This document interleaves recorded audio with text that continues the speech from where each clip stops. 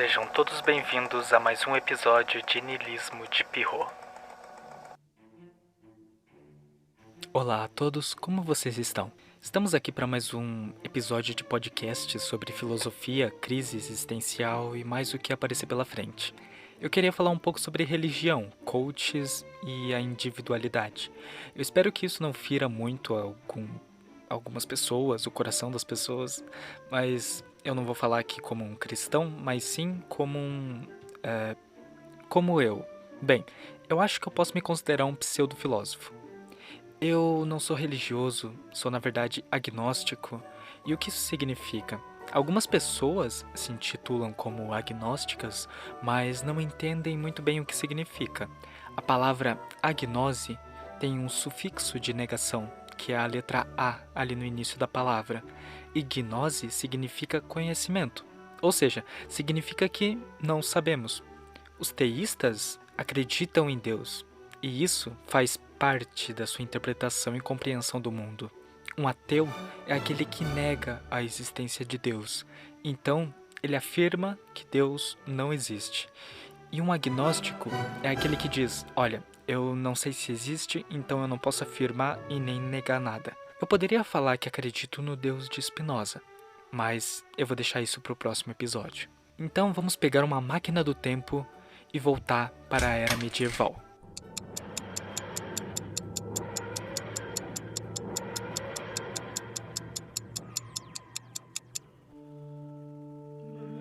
Eu sou o caminho, a verdade e a vida. Olha, Jesus diz que é o caminho, a verdade e a vida.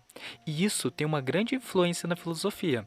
Primeiramente, para você fazer filosofia, você tem que passar por uma crisis. Ou seja, uma crise. Sabe quando a gente fala sobre crise existencial? É algo parecido, pois é quando a gente se espanta com algo que parece não ter respostas. Qual o sentido da vida? Por que ela não responde os meus vídeos de alpacas que eu mando no direct? Então, se você quiser chegar a uma resposta, você terá que ter um método, assim como as ciências fazem. Cada ciência tem um método. O método das ciências biológicas é diferente do das ciências sociais, ou diferente das ciências exatas, ou da filosofia. Para cada coisa, nós temos um método, que é como um caminho para chegar às respostas. Isso é o método. Sabe onde eu quero chegar? Quando Jesus fala, eu sou o caminho. Calma. Eu sou o caminho, a verdade e a vida. Ele está mostrando a mudança que teve do pensamento filosófico grego para o pensamento medieval.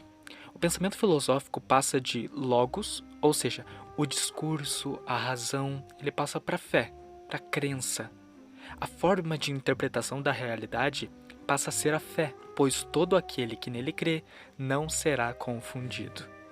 Então a fé passa a ser a maneira de interpretação da realidade, e Jesus passa a ser o caminho para essa verdade. Mas tudo isso não se sustenta sozinho. Não. Tudo isso teve ajuda de Deus? Não. Tudo isso teve ajuda da nossa querida filosofia, assim como tudo que há. Sejamos sinceros, a filosofia sempre teve as suas influências, seja direta ou indiretamente. A filosofia faz de uma simples religião, que no início poderia ser considerada uma seita, mas com a filosofia não. Com a filosofia ela passa a ser uma coisa séria, ou sei lá, algo que tenta ser sério. A filosofia dá origem à teologia. Esse logia no final, ou logia, ele não é à toa. Às vezes, genericamente, nós falamos que o logia é o mesmo que estudo. E claro que ele pode ser usado dessa maneira, mas isso vai muito além disso. O logia vem de logos, e a filosofia se utiliza muito dessa palavra. O logos vai desde um discurso até o princípio organizador de todo o universo. A filosofia é guiada pelo logos como um caminho que se percorre para chegar na verdade. Se é que exista alguma verdade, claro. Mas olha, como a filosofia tem uma grande influência em tudo que você estuda, assim como a biologia, assim como a sociologia e, exatamente, a teologia. Na Bíblia é dito que o logos, exatamente, o logos se faz carne, ou seja, Jesus Cristo. Isso é uma apropriação do autor pelo termo filosófico. E isso se encaixa perfeitamente no que eu falei. Jesus passa a ser o caminho para chegar na verdade, pois ele se torna o Logos. Tá vendo como a filosofia é a única maneira de sustentar a religião cristã e transformar ela como aceitável para os intelectuais? Mas isso foi muito problemático, pois fez da filosofia prisioneira da igreja. E se você pensa diferente ou defende algo que vai contra a Bíblia, eu sinto muito em te informar, mas talvez você seja queimado, meu caro. F. Jordano Bruno. Mas querendo ou não, o cristianismo teve uma grande influência ética na cultura ocidental. Goste ou não do cristianismo, você é cristianizado. Pode até não ser cristão, mas a sua cabecinha de primata pensa de tal maneira. Nietzsche fala sobre isso. Ele diz que nós podemos tentar escapar do cristianismo, mas a nossa estrutura social continua pensando da mesma maneira. Em todas as religiões, nós temos símbolos que fazem parte da cultura do pensamento de um povo. Assim como todos os símbolos que colocamos nas árvores de Natal e presépios, são todos símbolos culturais.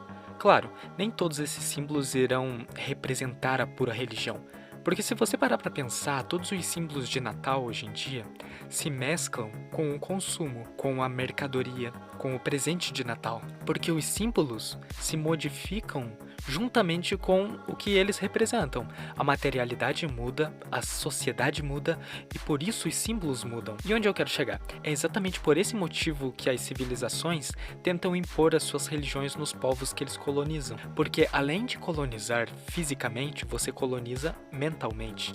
E por isso é que é muito importante para um povo manter os seus costumes, as suas representações simbólicas. Um bom exemplo é a religião umbandista, porque eles fazem quase que uma revolução religiosa. Sabe, a religião cristã espírita sempre tiveram como prestígio as grandes imagens de pessoas poderosas, como reis, papas ou pessoas grandiosas da história. A Umbanda não.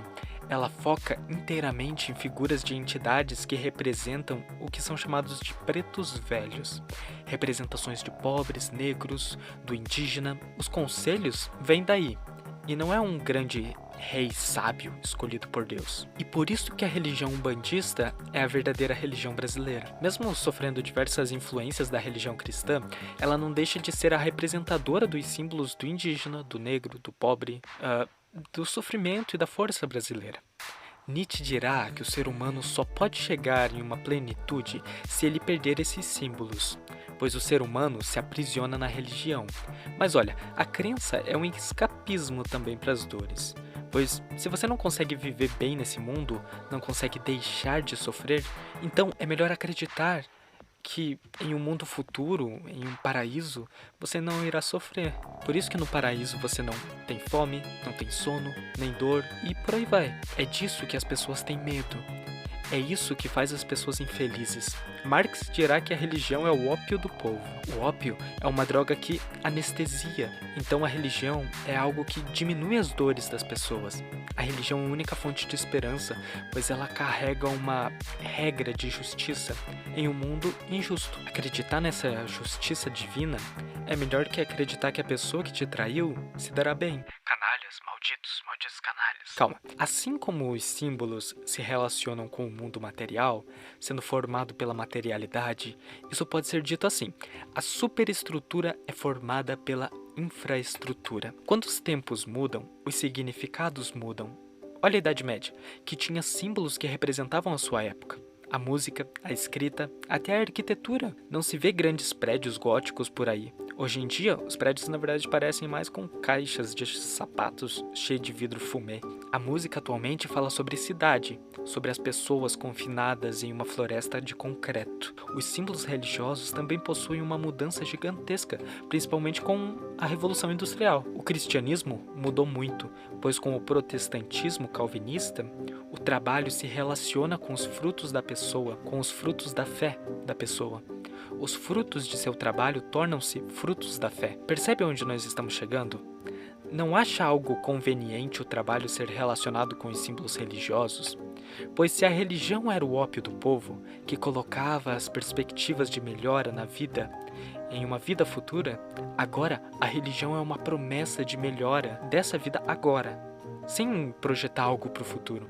Se você acredita, se você se esforça, você consegue. Isso não lembra um discurso coach da atualidade? Exatamente, isso não é à toa. Os coaches são a nova religião, pois eles prometem que o sucesso é possível, dando falsas esperanças para um povo que já está completamente destruído da cabeça, já está trabalhando igual condenado. Um bom exemplo é o Pablo Marçal.